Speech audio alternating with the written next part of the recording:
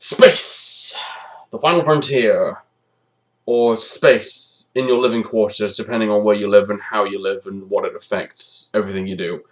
Yeah, response video time, because responding to Dorian's video about the issue of space and how it affects your life as a collector and how, depending on the figures that you have, you want to make sure that you've got some space and whatnot to make sure that you can move around. And this is an interesting subject, and I say this about a few of the topics I've responded to over the years, but this one is an interesting one, especially coming from someone who's not really much of a collector anymore. But let's get into that, shall we? Let's get into the issue of space. Now, if you have, well, in any house or any room that you have, depending on where you live and depending how big it is, it's important to have a certain consisting level of space so that you can move around and so that you can make room for more important things in your life other than what is making you happy. And with the issue of space, it's a very strange one, because space is one that really, because we are a society, we are a race that relies on buying stuff, regardless of the value and regardless of what it does for us, but at the same time, we buy stuff that we like and we buy stuff we enjoy, and when we eventually get tired of it, we give it off to another person, and then they have the same problem, and so we buy, we sell, we buy. So it's kind of a never-ending cycle. So, and with the issue of space, it's an interesting way to look at it, because space as a collector is one that is complicated, because you never know exactly what you're going to collect and how big that your collection is going to get. I mean, especially if you're a toy collector, because there's always going to be an endless supply of whatever it is out there, and trying to find the space for it, but at the same time you want to have every single thing. It's so hard to really, it's so difficult to really find any space for, because trying to complete a collection of anything is almost virtually impossible, because they're always going to keep bringing out every single thing around. So where does it come into the issue of space and me?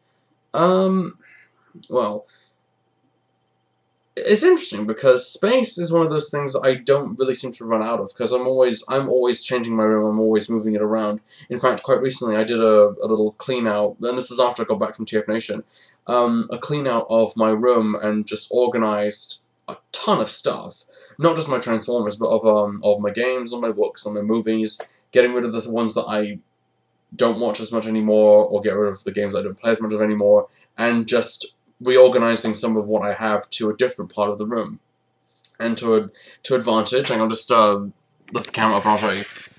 Pretty much from there to about here, you can see that the space has changed a great deal. In fact, here, right here, you can see the collection has moved to a different part of my room. This area being the Decepticon shelf, and over there being the Autobot shelf, next to the CD rack with all my games on them.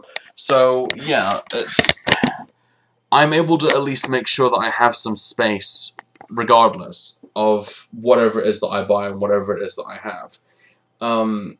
Because I'll always make, because one thing as you get older, you start to really have an attachment to the things that really are important to you, as opposed to, well, I like this because da da da da da da da. So there's that. But I think the issue with space in this case is that, well, space in this case, space in this particular circumstance is the boxes of the Transformers that they come in.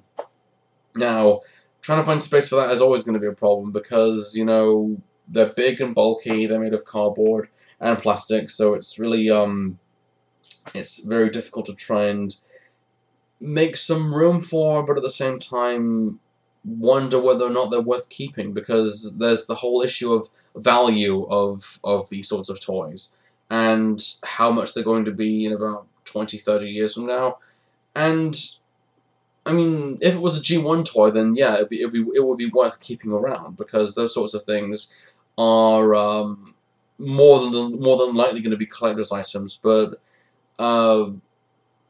I don't know. I mean, it's weird because some figures do have that rare value to them, and then there are some that don't, because unfortunately there's always that issue of, well, this one might sell more money, this one might not sell more money, and trying to find the space for the boxes that those toys came in, it's sort of difficult because you can't really decide whether you want to keep that box or you wanted to get rid of it, because I remember back when I was a kid, buying bigger Transformers toys and getting rid of the boxes and arguing with my mother and my grandmother, because they're big and bulky, they take up too much space.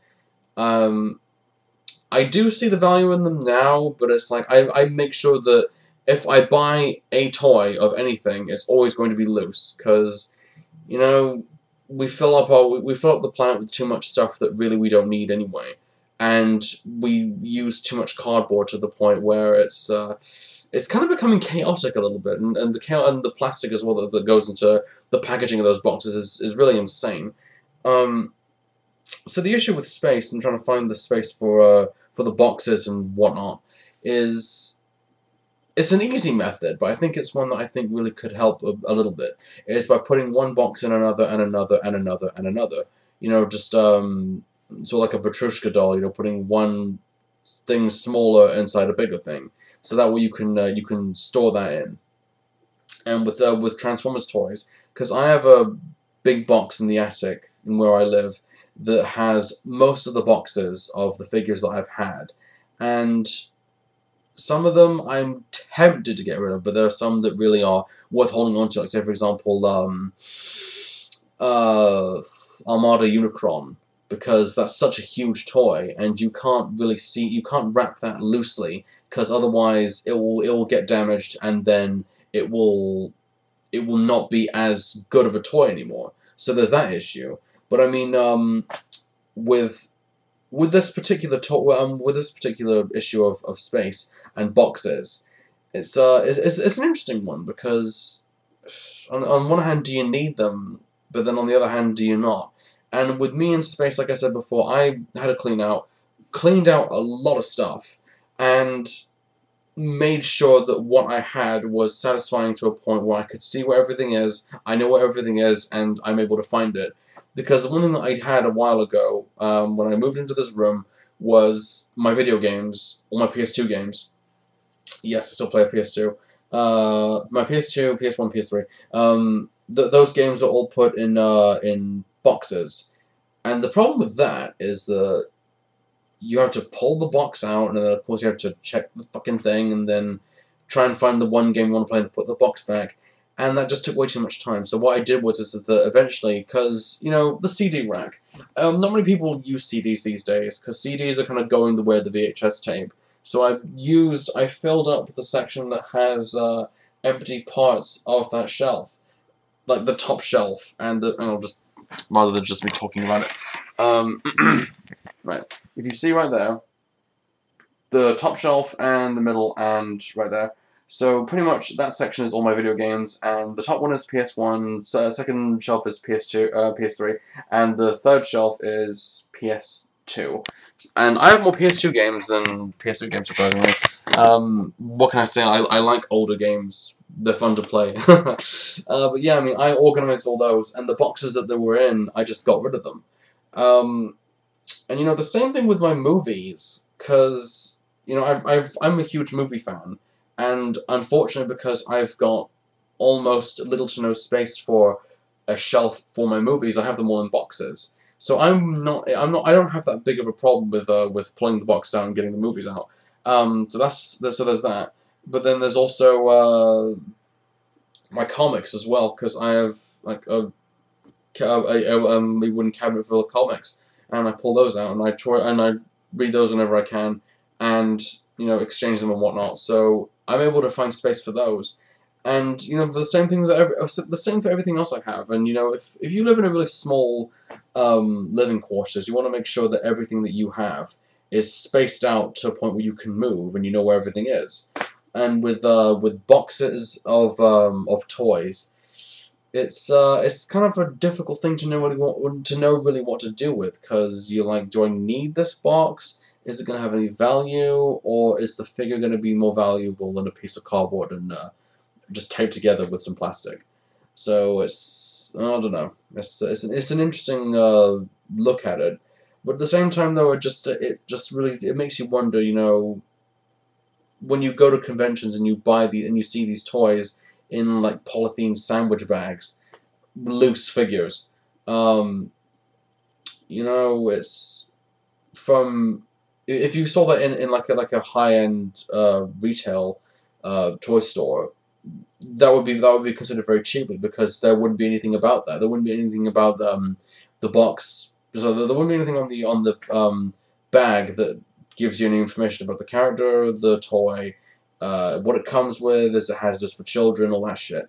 So there's an advantage with the boxes, but at the same time though, if you're buying it for yourself, you kind of don't need that, because you're not likely to put that thing in your mouth.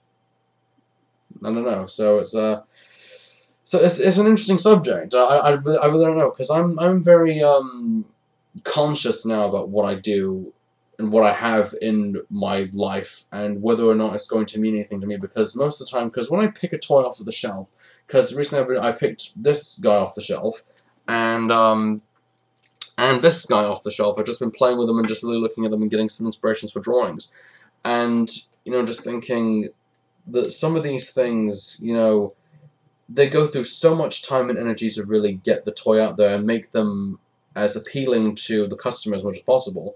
But then again, though, it's what's on the box that really what's on the box that matters, because on the front you've got the name, what it is, the box art if it's got any, as well as, you know, what it does, and on the back you got all this other additional content. So you know, it's I don't know. It's a very interesting issue, because the thing about boxes, the toys, you get something out of that if you're a child, because you know, you're like, hey, I want this character, I like what he looks like, or I like what she looks like, and then you read the back of the box, and it like includes all this other different stuff, and you know, it's interesting, but it's like, is that a necessity now? And I think you know, when you have a collection of whatever it is you own, is it still worth keeping onto that box? Personally, I don't think so. But then again, if it was a certain figure, then yes, it would be worth holding on to, because you need to have that box if you were ever planning to sell it. Like if you were in any financial crisis and you wanted to make some extra money, sell the figure that has the most appeal with the box that it comes in. So, you know, if they'll buy the box, then the toy will be as worth something eventually. So there's that. But it's just a case of, you know, making sure that you pick what you have, and make sure that you've got some space for boxes. So Dorian brought up the whole MP boxes and third-party boxes. Those ones I don't really think are worth really keeping, to be perfectly honest, because you're not likely to look at those, and plus, since those toys are mainly for our demographic, we're not likely to ever look at them unless, of course, hey, they've got something on there which we've not seen, which not many people look at anyway. So you want the toy, not what's on the box, and it's trying to find the room for that, which is a problem, because you want to make sure that you've got some room to move around. And you want to make sure that if the box is going somewhere, that it's going somewhere where it's out of your reach, and where it's out of someone else's reach. So yeah, so there's that issue. So yeah, that's my two cents on the whole thing. I don't really know if that answers your question, but I mean, I haven't got the same issue, but it's like I want to make sure that any figures that I have, if they're like packaged figures, like, you know, toy on card, that they usually go on the wall. If they're a specific figure that they go for a large price, then I mean, because I have a few of those over all on 2 walls of my room, so those ones are kind of really worth holding on to, because, you know, the rarer they are, then they're going to be worth something eventually. So yeah, I mean, it's the whole collector's value thing. So it's one of those things that you want to hold on to regardless. So yeah, that's my whole 2 cents, and I hope you enjoy.